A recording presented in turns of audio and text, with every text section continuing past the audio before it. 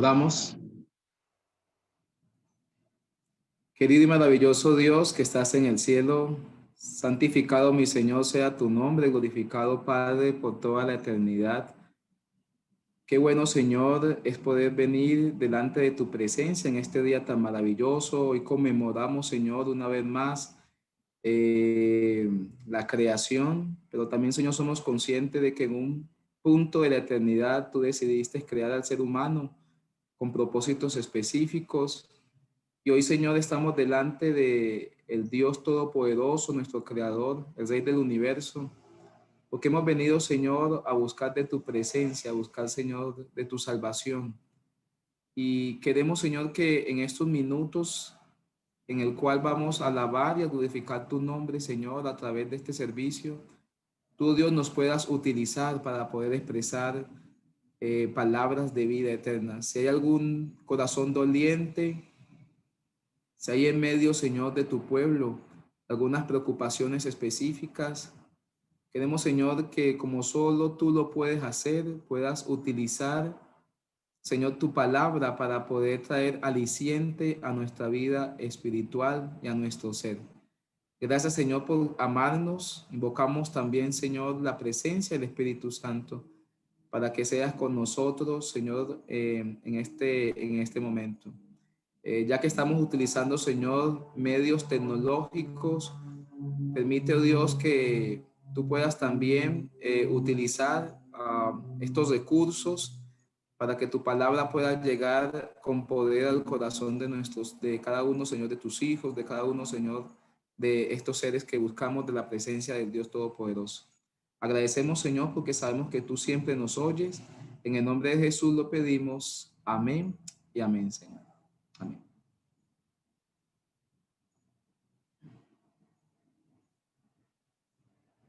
Mis hermanos, un feliz sábado para todos. Dios nos pueda bendecir. Vamos a compartir en esta mañana, ¿cierto? En estos minutos que nos quedan, vamos a compartir una porción más de la palabra del Señor. Así que es un gozo poder estar en nuestra iglesia que se ha convertido en una iglesia virtual, ¿no?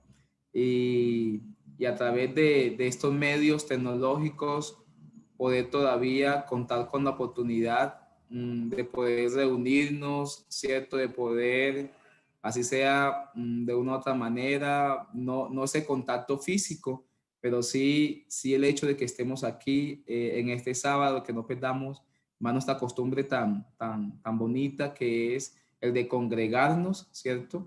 Así que vamos a utilizar con la ayuda de Dios la palabra de Dios para poder entonces instruirnos en esta mañana. Yo no sé si ustedes me están escuchando bien. Me gustaría si de pronto alguien me pudiese decir si estamos bien con audio. Perfecto, Evis, perfecto y duro. Ok, gracias, hermano Harold. Feliz sábado para ti, para tu familia. Muy Igual. bien, permítame hacer, pues, para ser más dinámico, hemos utilizado o hemos estado utilizando la pantalla, ¿cierto? Así que voy a compartir aquí. Cuando nosotros miramos un poco algunas de las maravillas de Dios, ¿cierto? Siempre hay más incógnitas que respuestas.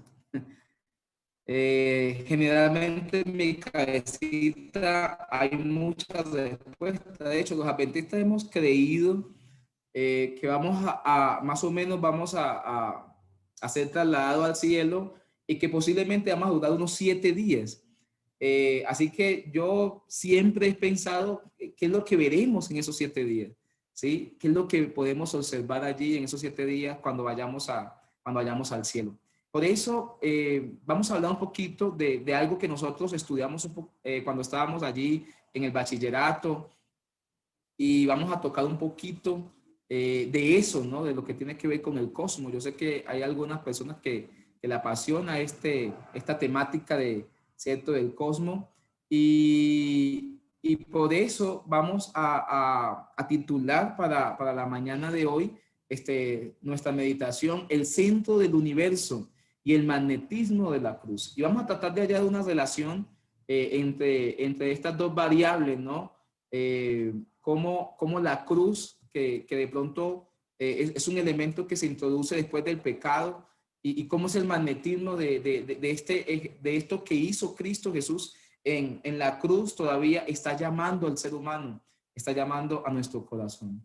El Salmos, capítulo 8, nosotros encontramos algo muy interesante, ¿no? Ustedes creo que también se saben casi de memoria este salmo. Lo hemos recitado mucho como adventistas, lo conocemos muy bien. Y permítanme leerles un poco de este salmo, ¿no? Dice la palabra del Señor: cuando veo el cielo, ¿sí? Y déjenme decirles que cuando preparé este tema, lo hice en algún tiempo atrás, de este año. Había un verano, estábamos en un campo y entonces comencé a mirar las estrellas, ¿sí? Bueno, en el campo donde estaba realmente no había ni señal de teléfono, tampoco había energía, ¿sí? Así que pero hay una luna espectacular esa noche. Hemos terminado de predicar en una vereda y entonces cuando salimos en esa vereda pudimos observar cuando veníamos ya de regreso a donde nos estábamos quedando. Allí pude observar el inmenso cielo, las estrellas, un panorama espectacular. Aquí en Medellín no podemos disfrutar mucho de estos escenarios porque obviamente la luz de los edificios nos opacan esa visibilidad. Pero cuando está uno en el campo y uno puede mirar, uno se da cuenta de lo insignificante y lo pequeños que somos, porque bien el que escribe el Salmo 8, ¿no? Allí dice: Señor, cuando veo el cielo que tú mismo hiciste, la luna, las estrellas que pusiste, ¿cierto? En él, en el cielo, pienso, ¿qué es el hombre? ¿Qué es el ser humano? ¿Por qué lo recuerdas? ¿Y por qué te preocupas por él? Déjenme decirles que yo comprendí un poco esta pregunta, porque si ustedes miran el versículo que sigue, nos damos cuenta y miren lo que nos dice la palabra de Dios. Pues lo hiciste poco menor que los ángeles, lo rodeaste de honor, de dignidad. Y, y yo entendí un poco esto cuando de pronto me di cuenta de algo que sucedió en mi casa.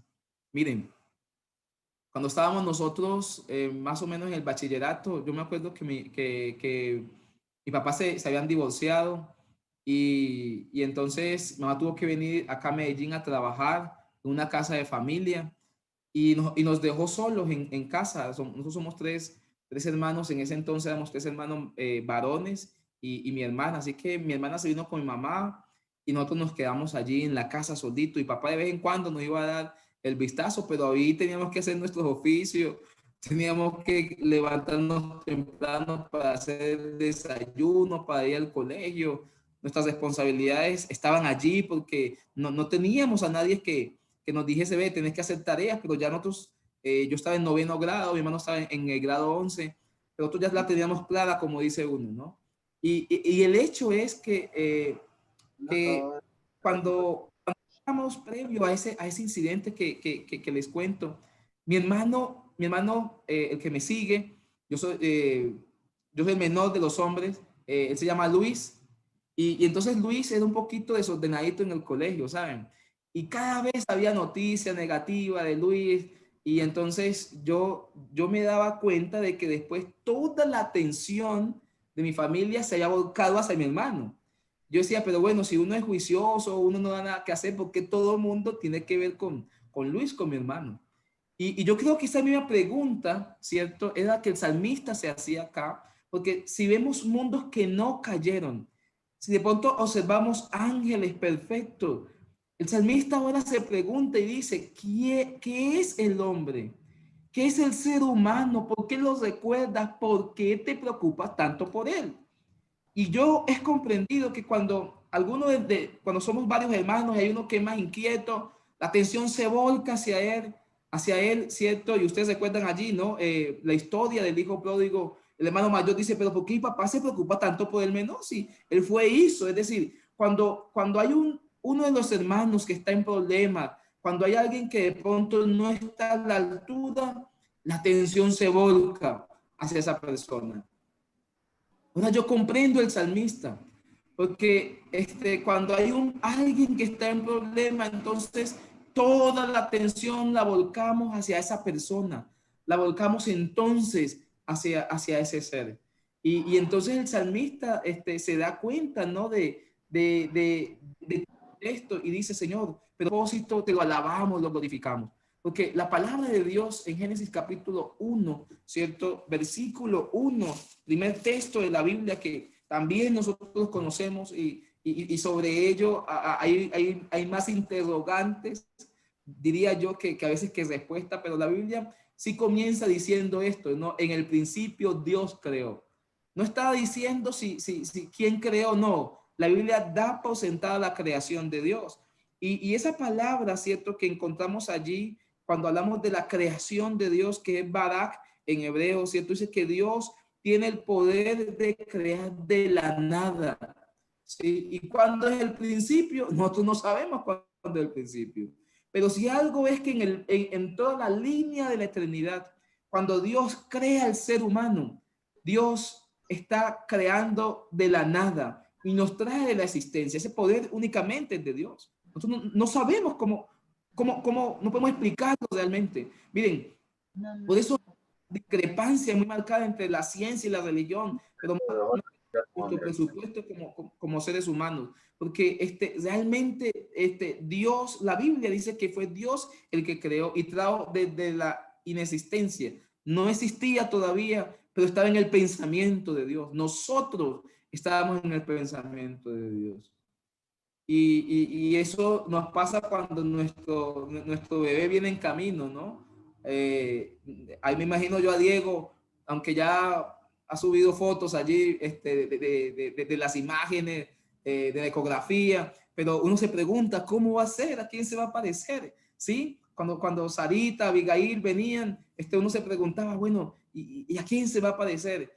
¿Cómo será su fisionomía? Pero hay algo más interesante. Uno quiere que sea un bebé sano. Con que venga sano, ya el amor, ¿cierto? Pero ya estaba, la preocupación está en nuestro pensamiento. Y ahí vemos a Dios. Ahora, cuando Dios crea, vamos a darnos cuenta de una situación, y vamos aquí donde voy a utilizar un poquito eso que nosotros veíamos allí en el bachillerato, ¿no? Ya ahora desde la escuela ya están viendo lo que es química, desde la biología, ¿no?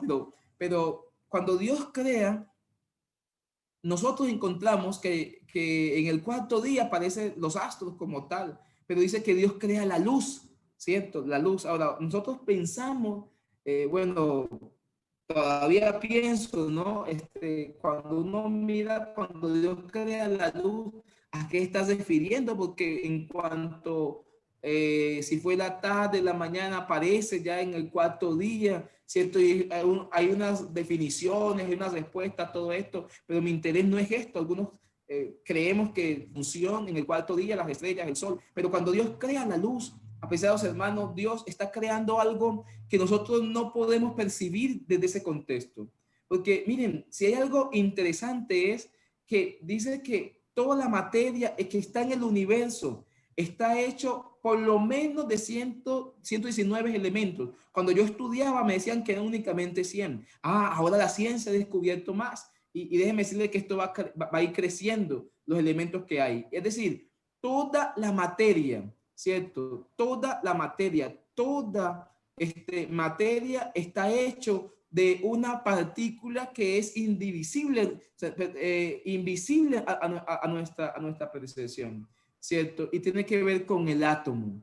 Ahora, lo interesante es que toda materia está compuesta por el átomo. Y hoy en día se ha descubierto que en el átomo, ¿cierto? Por lo menos en el electrón, ¿sí? Hay una fuerza, hay una energía, hay allí algo particular que permite que esa energía, que esa fuerza, que también es la que constituye la luz de una u otra manera, está allí inmersa. Ahora, cuando decíamos entonces que en el principio, ¿cierto? Que en el principio creó Dios, cuando decíamos que en el principio creó Dios, también, aunque el autor allí, Moisés, obviamente no era necesario revelar esto, pero estamos diciendo que Dios creó el átomo, una partícula pequeña. Y el modelo estándar, ¿cierto? De la física, por lo menos, que tiene que ver con la física cuántica, nos está diciendo que es totalmente fundamental el átomo dentro de la creación de todo el universo. Y lo interesante es que Dios toma una pequeña partícula, apreciados hermanos, que nosotros, y usted mira a su alrededor ahora en estos momentos, ¿cierto? Y usted no alcanza a percibir, pero toda la materia que nosotros estamos aquí observando está compuesta por este elemento, ¿cierto? Por este pequeño, digamos, energía que está compuesto por el electrón, por el protón, por el neutrón. Así que la materia en el universo está hecha de alrededor de 119 elementos, pero esa materia, toda la materia, hermanos, está compuesta por átomos. Así que cuando Dios crea, Dios tiene que crear, lo primero que Dios crea es el átomo, ¿cierto? Solamente que allí Génesis, el autor bíblico Moisés no hace una descripción de ello. Nosotros únicamente tenemos un poquito, una vislumbre, ahora con la ciencia. Ahora, con estas tres partículas subatómicas, dice que se podía construir el cosmos, ¿sí? Dicen los científicos, con tres partículas, protón, neutrón, electrón. Así que la base de tres elementos, por lo menos, ¿sí? Recordemos que el protón y el neutrón es el que crean allí digamos, el núcleo, ¿sí? Y la parte que está por fuera, ¿no? Es la que por lo menos vemos que es el electrón, que tiene que ver con la fuerza, tiene que ver entonces con esa energía, ese dinamismo que Dios colocó en esta pequeña partícula. Pero lo interesante es que desde esta pequeña partícula Dios comienza a crear todo. Ahora, a mí me llama la atención porque Dios es eso. Dios tiene esa característica, esa particularidad. Dios crea únicamente a Adán y a Eva y de ahí crea todo el sistema, digamos, crea al ser humano. Dios, hermano, y ustedes van a darse cuenta si de pronto hay gente que le gusta el tema pues como la numerología y todo esto en la Biblia, el 7, perfección, ¿cierto? Que el 6, humanidad, porque fuimos creados el día 6. Hay gente que le gusta todo esto y es interesante, ¿saben? Porque me llama la atención que Dios, bueno, miren, ese núcleo que es el protón y el neutrón, y yo quiero que miremos cómo Dios crea desde algo sencillo y va avanzando en algo tan general. Miren, ese núcleo, ¿no? Está compuesto por algunas partículas subatómicas que hoy en día es que se han descubierto que son los quarks y los leptons. Y esas dos partículas, ¿cierto? Están compuestas por estas subpartículas, ¿sí? Que son 12. Ahora, yo quiero jugar un poquito también con esto de la numerología para que podamos entender. Dios escoge 12 tribus de Israel para poder fundamentar un pueblo especial. Pero también si ustedes miran el Nuevo Testamento, Dios coge 12 apóstoles para poder dar el inicio, ¿cierto? A una religión, la religión más grande, ¿cierto? Y más poderosa que tiene que ver con el cristianismo. Así que allí encontramos, ¿no? Algunas relaciones, pero me llama la atención cómo el Señor puede hacer esto, ¿no? Así, mis apreciados hermanos, que cuando miremos o cuando nosotros observamos directamente el universo, cuando miramos nuestro mundo, miramos nuestra materia, tenemos que ver allí el átomo, ¿sí? Y miren, ¿qué es lo que hace? Nosotros hemos entendido, ¿no? Que todo esté de una manera tan articulada. Si de pronto el sol estuviera muy lejos, si estuviera muy cerca, la existencia humana no podría ser. Eso hoy en día lo ha manifestado la ciencia. Es decir, todo está en su punto. ¿Qué es lo que hace que en esos movimientos, ¿no? De rotación, de traslación, sean de una manera tan perfecta, ¿no? ¿Qué es lo que permite eso? ¿Sí? ¿Qué es lo que de pronto hace que la Tierra siga su eje y que no se salga de allí? Algunos hoy han dicho, no, es la aceleración centrípeta, que hace que todo esté ahí coordinado, pero está mediado por una fuerza. Y eso es lo que yo quiero, miremos aquí rápidamente, ¿no? Yo quiero presentarles 4 fuerzas, ¿sí? Que unen todas estas partículas y sin ellas, hermanos, dicen hoy los científicos, los físicos, nosotros no existiríamos sin estas 4 fuerzas. Una de ellas es la más común, la ley de la gravedad. ¿Sí? Y cuando hablamos de la ley de la gravedad, nos vamos allá al señor Sir Isaac Newton, ¿sí? Pero no vamos a hablar de esta historia, vamos a mirar por lo menos de la importancia. Se había pensado que la gravedad tenía únicamente injerencia apenas en nuestro mundo, pero no, la gravedad está, hermanos, en todo el universo. En todo el universo está la gravedad, ¿sí? Dice que todos los cuerpos con masa están sometidos a esta fuerza. Es una fuerza de atracción. Apreciados, y no olviden, por favor, esta palabrita, atracción. Miren, su dirección es la de la recta que une el centro de la gravedad de los cuerpos, ¿cierto? O sea, esta fuerza de la gravedad es una fuerza totalmente fundamental para la existencia, ¿sí? Para la existencia no únicamente del mundo, sino de todo el universo. Pero también hay otra fuerza, la fuerza electromagnética. Miren, lo interesante es que se dice que es la responsable de la electricidad, es la razón de que la luz exista. Y en el contexto de construir materia, es su atributo más importante. Y ojo con esto porque es fundamental ahora cuando miramos un texto de la Biblia. Miren, dice que esta segunda fuerza, la fuerza electromagnética, o lo que tiene que ver con el magnetismo, es la responsable de toda la química que existe, ¿no? Y dice que crea los átomos, dicen los científicos hoy en día y los físicos. También hay otras dos fuerzas más que no vamos a mencionarlas, pero es la fuerza nuclear fuerte y débil, ¿cierto? Estas dos fuerzas también, estas cuatro hacen por lo menos que ese pequeño átomo tenga una funcionalidad, y dentro de esta micropartícula, entonces podemos también comprender un poco las cosas que tienen que ver con el universo y con nuestro mundo.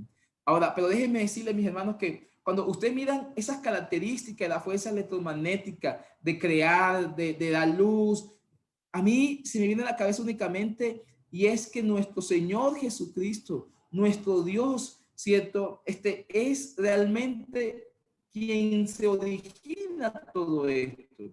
Es nuestro creador, emana de él. Estas características que mirábamos, ¿cierto? Son realmente de nuestro Jesús, son realmente de allí. Ahora ustedes van a notar por lo menos este texto, ¿no? Dice que en el principio del verbo, la palabra aquí en griego es logos, ¿sí? La palabra, y el verbo o el logo era con Dios, pero ese mismo verbo era Dios al mismo tiempo. Este era en el principio con Dios, y todas las cosas por él fueron hechas, y sin él nada de lo que ha sido hecho fue hecho. Así que cuando Dios habla, cuando Dios habló, se hizo. Dios trajo a la existencia. Es la palabra. Esa palabra ahora se hizo carne según el Evangelio según San Juan. Se hizo carne, habitó con nosotros. Alabado sea Dios, porque tenemos un Dios que, aunque es poderoso, aunque en él están contenidos todas las fuerzas, hermanos, podemos observar allí ese Dios. Miren, algunos han pensado, ¿no? Por lo menos que Dios es un Dios distante, que creó y se fue, ¿sí? Pero no, no es así. Nuestro Dios siempre ha estado con nosotros, siempre estará. Y por eso nuestro texto clave, que se encuentra en el Evangelio según San Juan, capítulo 12, versículo 32, miren lo que dice: y si yo fuera levantado de toda la tierra, a todos atraeré a mí mismo. Alabado sea Dios. Cuando encontramos la palabra atraer, atracción, nos estamos también refiriendo, hermanos, que no únicamente Dios bastó con crear, con hacer todo bueno en gran manera. Ahora, a través del pecado vinieron muchas consecuencias, perdimos muchos privilegios, y nuestro Señor Jesucristo ahora ha tratado de poder atraernos. Miren, esta vida sin Dios, esta vida sin de pronto, sin la vida que es Cristo Jesús, no es vida. Lo hemos dicho, lo hemos entendido. Y Dios, dice Sofonía, nos está atrayendo con cuerdas de amor. Y alabo a nuestro Dios por lo que está haciendo por nosotros. Miren, en un plano más espiritual, apreciados hermanos de la iglesia Oasis, podemos nosotros observar cómo nuestro Dios ha hecho todo para que nosotros podamos alcanzar la salvación. Y, y si ustedes leen conmigo aquí rápidamente este texto maravilloso, ¿cierto? De Filipenses capítulo 2. Filipenses capítulo 2. Vamos a leer el versículo 3. Dice: nada hagáis por rivalidad o por vanidad, antes bien con humildad, estimada uno a los demás como superiores a él mismo. No busquéis vuestro propio provecho, sino el de los demás. Haya pues en vosotros este mismo sentir que hubo también en Cristo Jesús. Él, siendo en forma de Dios, no estimó el ser igual a Dios como cosa a que aferrarse, sino que se despojó a sí mismo, tomó la forma de siervo y se hizo semejante a los hombres, mas aún hallándose en la condición de hombre, se humilló a sí mismo, haciéndose obediente hasta la muerte y muerte de cruz. Cuando el Señor Jesucristo fue levantado, hermanos, en la cruz del Calvario, cuando el Señor Jesucristo, haciendo alusión, recordemos el encuentro, ¿no? Allí de Nicodemo con Cristo. Y él le dice hasta que la serpiente, así como la serpiente fue levantada en el desierto, así también es necesario que el Hijo del Hombre sea levantado. Y cuando Cristo es levantado en la cruz del Calvario, según San Juan 2:72, dice que cuando este hecho hubiese sido posible, cuando este hecho comenzó a ser real, dice que comenzó bueno, inicia realmente, ¿cierto? A pesar de los hermanos, este acto tan bonito de, así como la ley de la gravedad atrae los cuerpos hacia el centro. Déjenme decirles que el centro del universo es nuestro Señor Jesucristo, lo que está trayendo no únicamente a la tierra en cuanto a la solución del pecado. Nuestro Señor Jesucristo está trayendo ahora a todo el universo. No puede quedar duda de la obra maravillosa, del amor tan grande de nuestro Señor Jesucristo por el ser humano y por todas las criaturas del universo. Es la atracción, es la fuerza de esa gravedad, espiritualmente hablando, que hoy nos habla nuestro corazón. Y déjenme decirles, hermanos, que tenemos que comprender esto. Si nosotros no comprendemos la fuerza de la atracción que Dios está ejerciendo y que quiere hacer en tu vida, en la vida de nuestros amigos, de nuestros familiares, si nosotros no podemos comprender lo que Dios ha querido hacer, déjenme decirles, hermanos, que está lejos nuestra obediencia y nuestro reconocimiento hacia Él. Colosenses 1:20 dice, y por medio de Él, Cristo quiere reconciliar, ¿cierto? Todas las cosas inanimadas, ¿sí? Es decir, la creación también al ser humano. Preciados hermanos, qué maravilloso es nuestro Dios, qué maravilloso es nuestro Señor Jesucristo. Cada vez que miramos la corona de espina, cada vez que nosotros miramos entonces, ¿cierto? Que podemos observar allí los clavos que traspasaron a nuestro Señor Jesucristo. Cada vez que nosotros miramos la cruz, no podemos dejar de pensar en este pensamiento de Testimonio, tomo 6, página 67. Dice, con el paso de los siglos, el magnetismo de la cruz no ha disminuido en lo más mínimo. Todavía es el poder y la sabiduría de Dios para ganar las almas para Cristo. Esa es una verdad presente, hermanos, que siempre ha estado presente, valga la redundancia. Cuando miramos, hermanos, el magnetismo de la cruz, cuando miramos el hecho de lo que Cristo hizo en la cruz del Calvario por nosotros, hermanos, lo mínimo que podemos hacer por Jesús es agradecerle, es doblegar nuestras rodillas a los pies del Maestro y decirle al Señor, poder comprender, Señor, ahora comprendo y entiendo que no hay absolutamente nada más grande que este sacrificio. Señor, ayúdame en mi incredulidad. Padre Celestial, si en este mundo es colocado algunos objetivos, si en este mundo por lo menos es colocado algunas acciones por las cuales ahora mi fe está tambaleando, si de pronto, Señor, es identificado ahora, Padre, que hay algunas cosas que me atraen hacia el mundo, que también hay una fuerza contraria. Permite, Señor, que la fuerza de la gravedad de Cristo Jesús, esa fuerza electromagnética que tiene el poder de crear, pueda ahora regenerar un corazón nuevo en mi vida. Y muchos hemos tenido que decirle, Señor, a nuestro Señor Jesucristo, así como lo hizo David. Y es salmo precioso, Salmo 51.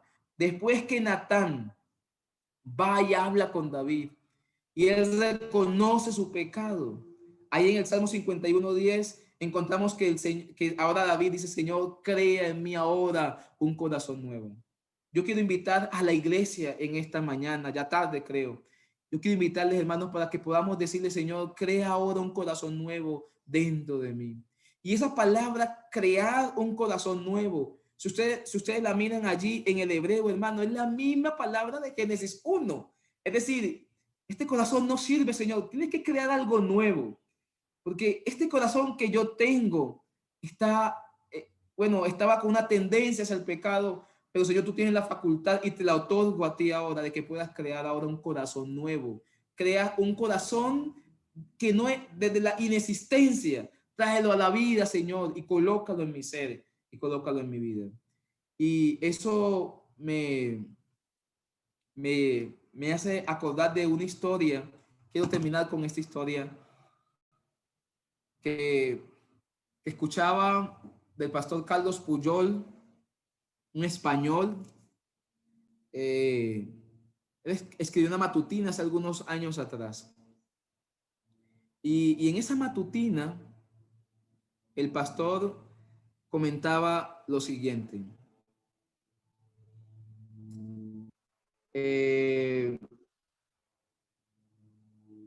Había un muchacho en el cual su madre lo había educado, ¿no? Con todos los principios de la iglesia, como nos han educado a nosotros, como estamos levantando a nuestros pequeños. Y ese muchacho comenzó a comprender la verdad y el amor de Jesús. Pero, ¿saben? Decidió ir a la universidad. Y en todo el apogeo del siglo XIX, con el ateísmo, siglo XIX, Walter Flandela comenzó allá a dudar un poco de si Dios existía. Comenzó a dudar con estas doctrinas que a veces vienen y nos sacuden un poco. De hecho, yo tuve que sacudirme un poco, ¿no? Cuando estudiaba psicología y con el psicoanálisis, un discurso sabroso, freudiano y lacaniano. Y yo me acuerdo que me tuve que sacudir un poco bastante porque había planteamientos muy interesantes desde el psicoanálisis, pero había otras cosas que no calaban con mi principio. Tercer semestre de psicología, dije, Señor, no voy más, me retiro, Universidad de Antioquia, un poco pesadita. Y entonces yo tuve que sacudirme un poco y decirle, Señor, aquí estoy, permíteme terminar para poder servirte a tu obra y en tu servicio, estar en tu servicio. Así que Walter Flandera había probado un poco de algunas doctrinas, de alguna filosofía, algunas creencias del mundo muy sabrosas posiblemente, muy interesantes, pero ahora ya comenzó a dudar. Justamente en medio de la Segunda Guerra Mundial, Walter ahora es alistado para que vaya a luchar, ¿no? En esta Segunda Guerra Mundial. Deseados hermanos, este chico, la mamá antes de despedirlo le dice, mi hijo, cree en el Dios, en ese Dios poderoso, debes de creer en él. Yo sé que estás ahora contaminado por algunas doctrinas, pero cree por favor en Dios. Vas a ir a la guerra, posiblemente no vuelvas, pero tu esperanza debe ser él. Y yo quisiera que aquí hay algunos de los jóvenes de nuestra iglesia que están estudiando en universidades no cristianas. Posiblemente tenemos que probar un poco de esa filosofía, ¿cierto? Que a veces uno quisiera como que, ¿cuántos adventistas hay aquí? Cuando yo llegué, perdón, ¿cuántos cristianos? Y éramos dos adventistas, perdón, dos cristianos en ese entonces, cuando estaba estudiando en mi salón. Hermanos, es un poco pesado, así que yo quiero hablar a los chicos, muchachos, ustedes no pueden dejar de creer en estas verdades tan grandes como son los de la palabra de Dios. El discurso humano, filosófico, pueda que sea sabroso, pero déjenme decirle que no tiene trascendencia, no tiene trascendencia. Y si bien lo decía Carl Simon Popper, hablando acerca de la falsación, dice, toda verdad debe ser falseable, porque hoy en día es una verdad y mañana ya no lo es. Cuando estudiaba decía, no, la materia son 110, son 100 elementos, ¿cierto? Químicos que están inmersos en todo el universo. Hoy en día ya se habla de 119, 120. Esas verdades son falseables. Hoy pasan de moda, podemos decir. Anteriormente era chévere, estaba de moda ser ateo, cuestionar a Dios. Hoy en día ya ese discurso no es tan pegajoso, hay otros por lo menos, ¿sí? Hay otro discurso. Sí, Dios existe, pero está contaminado, pero chicos, no podemos dejarnos contaminar y decir estas verdades. Y eso me recuerda un acto que hice, ¿no? Cuando apenas me gradué, recibí mi cartón, llegué a mi casa, bueno, yo recibí mi cartón y justamente regresaba de acá de Medellín a mi tierrita, llegué a un campamento y ahí estuve unos 2, 3 días más. Cuando llegué ahora hacia mi casa, cogí todos los textos de Freud, hice una gran hoguera al frente de mi casa y quemé todo eso, lo quemé. Ahora, no hay que quemar nuestros libros, ¿no? Porque estamos hablando de carreras distintas. Pero yo quiero traer a colación, hermanos, que Walter Flandela estaba contaminado y cuando él fue a la guerra, dice esta historia, el pastor que nos cuenta allí, nos cuenta en esa matutina, ¿cierto? Acerca de Walter, nos dice que Walter comenzó a mirar lo crudo que era la guerra y comenzó a cuestionar aún más a Dios. Si Dios existe, ¿por qué muchas personas tienen que morir? Si Dios existe, ¿por qué estamos en esto? Y Walter comenzó a cuestionar y más cuestionaba. Y hay un incidente, dice que el grupo de Walter, su gran mayoría fueron capturados por los alemanes. Así que los alemanes le dicen a Walter y a todos los que estaban allí, después de algunos días de estar en cautiverio en un centro de esos bien drástico, dice que le dijeron, bueno, mañana todos van a morir. El primer grupo va a morir en la mañana y el segundo grupo va a morir en la tarde. Estaban sentenciados a muerte. Esa noche Walter describe que se escuchaban personas llorando, encomendándose a Dios. Se encontraban personas cuestionando a Dios, refutándole a Dios, pero la sentencia estaba hecha. Al día siguiente todos iban a morir.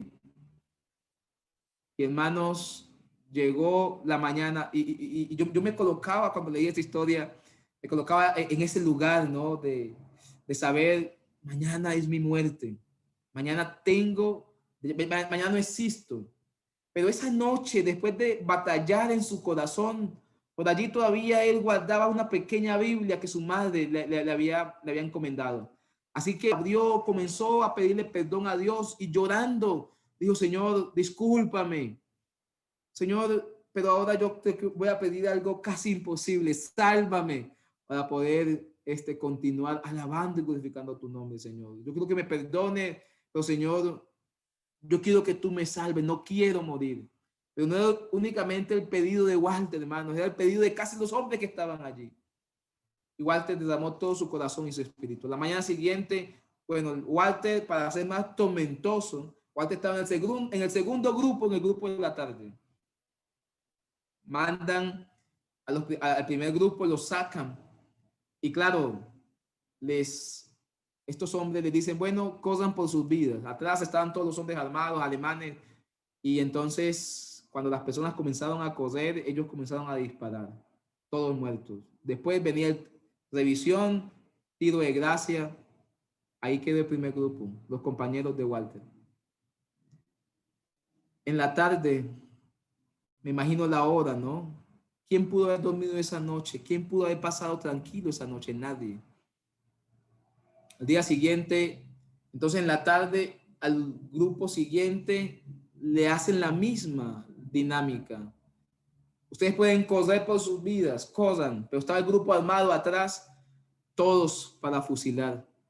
Así que un juego macabro dice que Walter comenzó a correr.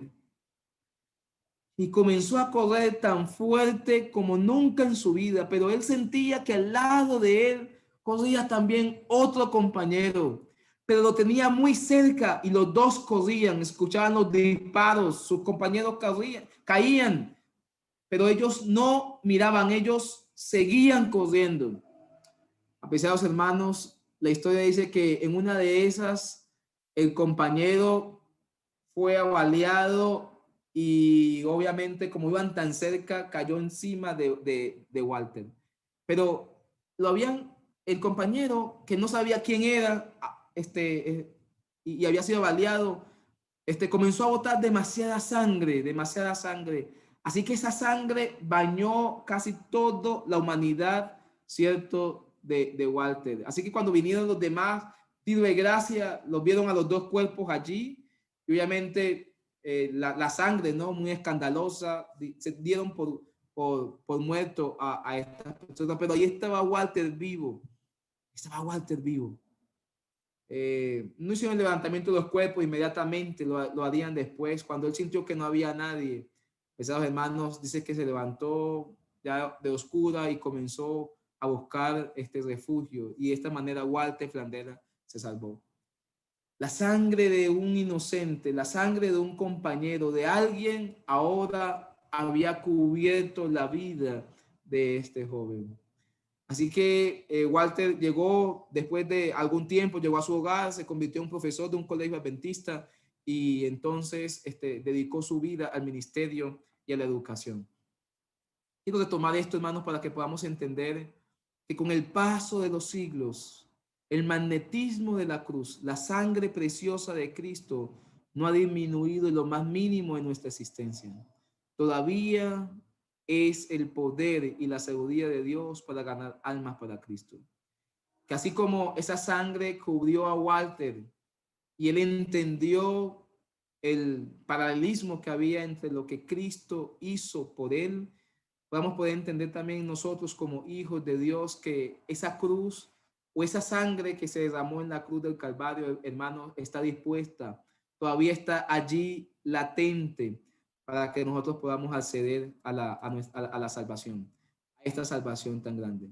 Que nuestro Dios nos pueda ayudar, que nuestro Dios pueda entonces tomar lo que somos, ¿cierto?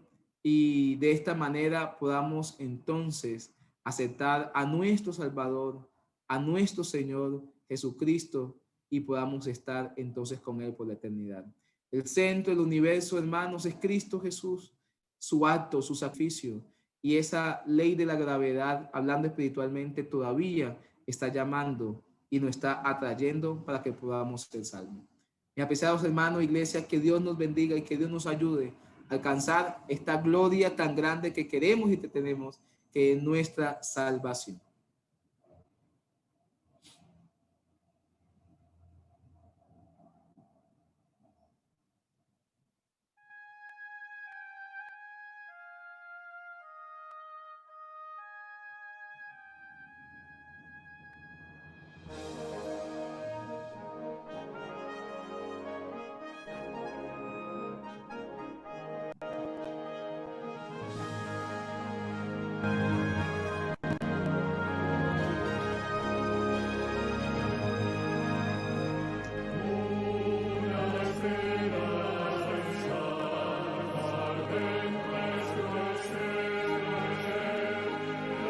Permítame entonces hacer una oración en esta mañana para culminar entonces la meditación de este momento. ¿Oramos? Querido y maravilloso Dios, agradecemos, oh Padre, porque, Señor, tú tienes propósitos con cada uno de tus hijos. Aquí estamos, Señor, y hemos entendido, Dios, que ese sacrificio que hiciste en la cruz del Calvario, Señor, eh, fue un acto maravilloso porque estás reconciliando a través de este acto, Señor, al mundo. Estábamos lejos de ti. La muerte, ¿cierto? Vino a separar, oh Dios, este propósito tan especial juntamente con el pecado, pero gracias, Señor. Te agradecemos porque los brazos abiertos de la salvación están todavía a nuestro alcance. Queremos, Dios, colocar nuestras vidas, queremos colocar, Señor, esta tu iglesia, y permite, Padre Celestial, que tanto a los jóvenes como a los adultos, a los niños que son instruidos día a día, Señor, en esta salvación tan grande, Señor, la podamos atesorar como el regalo más grande, como Señor, el valor superior que nosotros abrazamos, Señor, y así de esta manera nuestra vida va a ser consecuente, Señor, con lo que profesamos. Nuestro anhelo es verte venir en gloria. Si tenemos que gustar la muerte, Señor, permite que nuestros oídos estén afinados para poder escuchar, Señor, cuando tú vengas y te manifiestes. Pero, Señor, si nos toca que pasar la gran tribulación y poder verte, Señor, venir, será algo espectacular, será glorioso. Y como es el profeta Isaías, podemos decir aquí, Señor, he aquí nuestro Dios, le hemos esperado y Él nos salvará. Y así estaremos para siempre con Cristo Jesús y con nuestro Dios. Agradecemos, Señor, tu compañía, la compañía de tus santos ángeles, y permite, Señor, que en este día podamos continuar alabándote y glorificándote, Señor, porque tú eres nuestro Rey y eres nuestro Salvador. Esto, Dios, te lo pedimos juntamente con el perdón de nuestros pecados, en el nombre glorioso y santo de Cristo Jesús. Amén y amén, Señor.